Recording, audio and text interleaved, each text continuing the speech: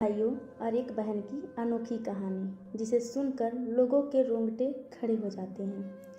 हजारों वर्ष पूर्व झारखंड के दक्षिणी छोटा नागपुर की प्रसिद्ध 7 भाइयों और एक बहन की कहानी पीढ़ी दर पीढ़ी हमारे पूर्वजों के द्वारा नई पीढ़ी को बताई जाती है। इस कड़ी में हमारे बुजुर्गों द्वारा यह कहानी मैं भी सुनता आ रहा हूँ, जिसके अवशेष आज भी छोटा नागपुर की धरती पर मौजूद है, जो झारखंड राज्य के रांची जिले में स्थित बुढ़मू प्रखंड के गिंजो ठाकुर गांव नामक गांव में बिंदु टोंगरी के नाम से काफ़ी प्रसिद्ध है। सौभाग्यवश मेरा पैतृक घर वहां से 15 से 20 किलोमीटर की दूरी पर ही है। मुझे जब पता चला कि मेरी दादी और दादाजी जिस कहानी को सुनाया करते थे उसके अवशेष आज भी मौजूद हैं, तब से मुझे उस स्थल में जाने की तीव्र लालसा होने लगी थी। जब मैं उस स्थान पर गया तो एक बुजुर्ग जिनका नाम मुन्नीलाल था के द्वारा मुझे पूरे बिंदु टोंगरी का भ्रमण कराया गया और इस कहानी से संबंधित सारे अवशेषों को दिखलाया गया एवं इस कहानी की संपूर्ण जानकारी विस्तार से बतलाई गई। उन्होंने उस स्थान को भी दिखाया जहाँ सातों भाइयों ने अपने अपने तीर को धार प्रदान किया था और अपनी बहन पर तीर चलाया था। जिस केंद्र के वृक्ष पर मचान बनाकर छोटी बहन को खड़ा किया था और सातों भाइयों में सबसे छोटा भाई अपनी बहन का पका हुआ मांस को न खाकर चोरी छुपे से जिस टीला में मांस को डाला था, उस स्थान पर उगे बांस को भी दिखाया। वह बांस बुदा है। पानी लाने के लिए जिस डाड़ी छोटा कुआं का प्रयोग हुआ था वह डाड़ी आज भी है, जिसका वर्तमान समय में सौंदर्यीकरण कर दिया गया है। यह सतयुगी कहानी इस प्रकार है। एक राजा के 7 बेटे और एक बेटी थी, जो खुशी खुशी अपना जीवन बिता रहे थे। 7 भाई बहनों में इकलौती छोटी बहन बहुत ही शांत स्वभाव, आज्ञाकारी एवं संस्कारी थी। उनमें सबसे बड़े भाई का विवाह हो चुका था। सातों भाइयों में सबसे छोटा भाई एक आंख से अंधा था। छोटे भाई के दिल में अपनी इकलौती बहन के लिए बड़ा प्यार एवं लगाव था। एक दिन बड़े राजकुमार अपनी पत्नी और अपने छोटे भाइयों को साथ लेकर अपने खेतों में काम करने चले गए। क्योंकि उस जमाने में खेती बाड़ी आपसी सहयोग से हुआ करते थे, सभी लोग खेतों में काम करने जाने से पहले अपनी छोटी बहन को खाना बनाने का आदेश देकर घर से निकलते हैं। सातों राजकुमार की बहन अकेले घर पर खुशी खुशी सबके लिए खाना बनाने के लिए जंगल से सरौटी साग को तोड़ कर लाती है और बड़े प्यार से सरौटी साग की सब्जी बनाने से पहले बैठी और औजार लेकर साग को काटने लगती है। इसी दौरान वह अपनी उंगली भी काट बैठती है और रक्त की एक तेज धार निकलने लगती है, जिससे उसका पूरा हाथ खून खून हो जाता है। तब राजकुमारी सोचने लगती हैं कि क्या करूं? अगर घर के दीवार में खून को पोंछूंगी तो भैया लोग देख लेंगे और चिंता करेंगे, और यदि अपने कपड़े में पोंछूंगी तो भाभी खून लगा कपड़ा देखकर माहवारी समझकर खाना नहीं खाएंगी। राजकुमारी इस डर से सब्जी पकाने वाले छाता साग में सारा खून पोंछकर खून को बहने से रोकती हैं। फिर इसी खून लगे साग को सब्जी बनाती हैं। जब उसके सारे भाई और भाभी अपने खेतों से लौटते हैं तो छोटी बहन हमेशा की तरह सभी के लिए साफ थाली में खाना और मिट्टी के लोटे में पानी पीने के लिए देती हैं और सभी एक साथ खाना खाते हैं और पके हुए साग को खाकर खाने की जमकर तारीफ करते हैं। और वे सब अपनी बहन से पूछते हैं कि बहन, तुम्हारे द्वारा बनाया हुआ यह साग बहुत बार खाए हैं, परंतु आज की बनी सब्जी का स्वाद बहुत ही अच्छा लगा। बताओ ना कैसे और क्या क्या मिलाकर बनाया, इतना स्वादिष्ट सब्जी बनाई हो। पहले तो राजकुमारी डर गई, वहीं भाइयों को पता न चल जाए कि मेरे हाथ की उंगली कट गई है। फिर वह थोड़ा सोचकर बोलती है कि कुछ नहीं भैया, जैसे हमेशा की तरह सब्जी पकाती हूँ ऐसे आज भी। राजकुमारी अगले दिन सातों भाइयों के अनुरोध पर फिर से एक बार वही छाता साग की सब्जी बनाती हैं, परंतु भाइयों को पिछले दिन के जैसा स्वाद नहीं मिलता। फिर ऐसा ही अनुरोध 3-4 बार हुआ, लेकिन खून लगे साग का स्वाद उनके मस्तिष्क से उतर ही नहीं रहा था। असलियत जानने की जिज्ञासावश सातों भाई और भाभी ने उनसे उस दिन के खाना बनाने का तरीका जानने का जिद करने लगे। मजबूरन राजकुमारी को सारी घटना बतानी पड़ी। सच्चाई मालूम होने पर 5वां भाई, जो बहुत ही लालची किस्म का था, उसने बाकी भाइयों से कहा कि बहन का खून इतना स्वादिष्ट लगा तो इसका मांस कितना स्वादिष्ट होगा। यह बोलकर सभी भाइयों के बीच चर्चा करने लगता है। सबसे छोटे भाई को छोड़कर बाकी भाइयों ने राजकुमारी को मारकर उसका मांस खाने को जारी हो गए। मांस खाने की सोचकर उन सभी के मुंह से लार टपकने लगता है। भाइयों के मन में स्वादिष्ट खाना खाने के लिए वे कितना लालची बन गए, इसका आभास राजकुमारी को हो गया कि किस प्रकार उसके भाई उनकी मांस खाने की लालसा रखते हैं।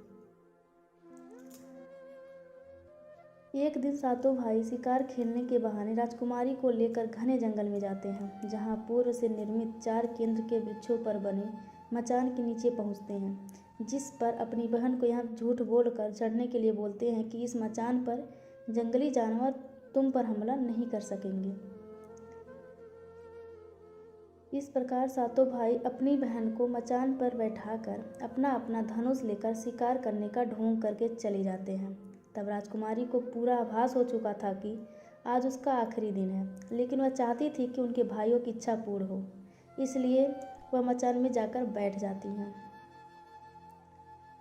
फिर सभी भाई केंद्र के वृक्ष पर बने मचान से कुछ दूरी पर स्थित टोंगरी छोटा पहाड़ पर अपने अपने धनुष बाग के साथ पहुंचते हैं और एक चट्टान पर बारी बारी से अपने बाणों को तेज धार प्रदान करते हैं। टोंगरी के ऊपर सबसे पहले बड़ा भाई अपने तीर को चट्टान में धार करता है और अपनी बहन पर धनुष से निशाना लगाकर तीर छोड़ता है।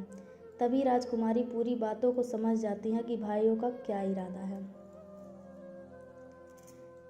और अपनी मातृभाषा में गीत को गाने लगती हैं। बिंदु बिंदु दादा छाती ताइक ताइक, अर्थात जान से मारना ही है दादा साहब, तो तीर को सीधे मेरे छाती में वार करो, इधर उधर तीर क्यों चला रहे हो। फिर सभी भाई बारी बारी से अपने तीर की धार को तेज करते हैं और राजकुमारी पर निशाना लगाकर तीरों को छोड़ते हैं। 6 भाइयों का निशाना खाली जाता है और 7वां भाई, जो सबसे छोटा था, वह तीर चलाने से इनकार कर देता है, क्योंकि उसे अपनी छोटी बहन से बहुत लगाव था और धनुष बाण चलाने में सातों राजकुमार में सबसे निपुण था। राजकुमारी जानती थी कि उनके सातों भाइयों में सबसे छोटा भाई दादा बाकियों की तरह लालची नहीं है।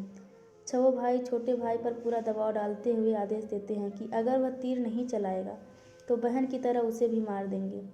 फिर छोटा राजकुमार उदास मन के साथ तीर को छोड़ा दूसरी दिशा में तीर को छोड़ने की कोशिश करता है और तीर को धीरे से छोड़ता है। राजकुमारी हर बार की तरह इस बार भी वही गीत गाती हैं, बिंदु बिंदु दादा छाती ताइक ताइक। इतने में छोटे भाई का तीर सीधे राजकुमारी के सीने को भेद देता है और राजकुमारी की आत्मा शरीर से अलग हो जाती है और उसकी आत्मा उसी स्थान पर भटकने लगती है। तभी वह देखती हैं कि उसके शरीर का मांस खाने के लिए उसके भाई कैसे लालच करते हैं और सबसे छोटे राजकुमार को जबरदस्ती मारपीट कर उसके शरीर को काटने का आदेश देते हैं। बहन के मांस को पकाने के लिए बहुत सारी सूखी लकड़ी लाने के लिए छोटे राजकुमार को जंगल भेजा जाता है। छोटा भाई जंगल में खोज खोज कर ढेर सारा लकड़ी जमा करता है और सोचता है कि कैसे इतना सारा लकड़ी को ले जाऊंगा। दादा जो जैसे रस्सी है वो भी 7 टुकड़ों में दिए हैं, जोड़ने पर भी यह रस्सी इन लकड़ियों को नहीं बांध पाएगा। देर होने के डर से राजकुमार उदास होकर रोने लगता है और उसकी आंखों से आंसू धरती में गिरने लगता है। वह अपनी बहन को याद करके रो रहा था। तभी एक नाग देवता वहाँ आते हैं और पूछते हैं कि क्यों रो रहे हो राजकुमार। वह इधर उधर देखता है किंतु कोई भी नजर नहीं आता है। फिर राजकुमार को नाग देवता दिखते हैं और राजकुमार नाग देवता को अपनी पूरी आपबीती सुनाते हैं। फिर नाग देवता उसे कहते हैं कि मैं लकड़ी में रस्सी की भांति लिपट जाता हूँ और तुम जैसे ही लकड़ी वहाँ रखोगे मैं धीरे से निकल जाऊँगा। और राजकुमार ऐसा ही करते हैं। सभी बड़े भाई यह देखकर चकित रह जाते हैं कि कैसे उनका छोटा भाई रस्सी के 7 टुकड़े होने के बावजूद भी जंगल से इतना सारा लकड़ी लेकर आता है। तत्पश्चात वे लोग अपने छोटे भाई को पानी लाने के लिए घड़ा में 7 छेद कर भेज देते हैं। छोटा राजकुमार पानी लाने के लिए एक डाढ़ी में जाता है और घड़े में पानी भरता है, परंतु उसमें छेद होने के कारण सारा पानी गिर जाता है और राजकुमार वहीं बैठकर सोच सोच कर रोने लगता है कि बिना पानी के वापस जाऊंगा तो बड़े भैया लोग मारपीट करेंगे। यह सारी घटना को दाढ़ी के मेढक, केकड़ और मछली सुन देख रहे थे और वे तीनों राजकुमार को रोता देखकर पूछते हैं कि क्यों रो रहे हो।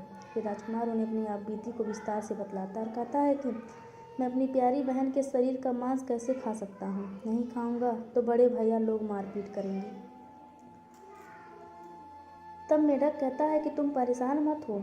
हम सब मेढक घड़ा के छेद में छिपक जाते हैं। फिर मछली और केकड़ा बोलते हैं कि तुम हमें लेकर चलो। तुम्हारे भाई जब राजकुमारी के मांस को खाएंगे तब तुम मछली को खाना, और जब वे हड्डी को खाएंगे तो तुम केकड़ा को खाना। बड़े भाइयों को शक नहीं होगा। फिर राजकुमार ने बिल्कुल वैसा ही किया जैसे केकड़े और मछली ने कहा था। रात को जब राजकुमारी का पका हुआ मांस खाने को परोसा गया तब बड़े भाइयों से छुपा कर वो मांस को दीमक के टीले में डाल देता है, और समय बीतने पर वहाँ बांस का एक बड़ा बूढ़ा झुंड उगता है। इस घटना के वर्षों बाद एक भीख मांगने वाला जोगी उसी बसौदा के पास से गुजर रहा था, और वह सुंदर सुंदर बांस के बूदा को देखकर सोचता है कि अगर इतने सुंदर बांस से केंद्रा बनाया जाए तो कितना सुरीला धुन निकलेगा। उसी क्षण बांस से आवाज़ आती है, ना काट काट रे जोगी, ई तो लागे भैया रोपल बांस। जोगी फिर भी बांस को काटता है।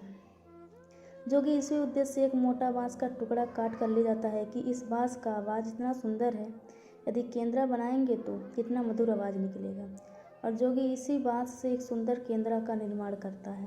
इस केंद्रा से इतनी मधुर ध्वनि निकलती है कि जोगी जहाँ जहाँ भी इसे बजाता है इसके ध्वनि से लोग मंत्रमुग्ध हो जाते हैं। एक दिन जोगी घूमते घूमते बड़े राजकुमार के घर पहुंचता है, और अधिक धन के लालच में जोगी जोर जोर से केंद्रा बजाना शुरू करता है। परंतु इस बार केंद्रा का मीठा सुरीला स्वर कर्कश हो जाता है, और जब भी जोगी कुछ नया धुन बजाने की कोशिश करता है बार बार एक ही धुन निकलता है, ना बाज रे केंद्रा, ई तो लगो मोरो दुश्मन का घर। बार बार यही धुन निकलने पर बड़ा राजकुमार मारपीट कर जोगी को अपने घर से भगा देता है। ऐसे ही घूमते घूमते जोगी हर भाई के घर जाता है, लेकिन हर बार की भांति वह धुन ना बाज रे केंद्रा, ई तो लगो मोरे दुश्मन का घर बजता है। यह धुन सुन सारे भाई जोगी की डांट डपट कर भगा देते हैं। सबसे अंत में जोगी छोटे राजकुमार के घर पहुंचता है। छोटे भाई के घर की आंगन में प्रवेश करते ही केंद्रा खुद ही बजने लगता है, जोर जोर से बाज रे केंद्रा, ई तो लगो मोरे छोटे भैया का घर।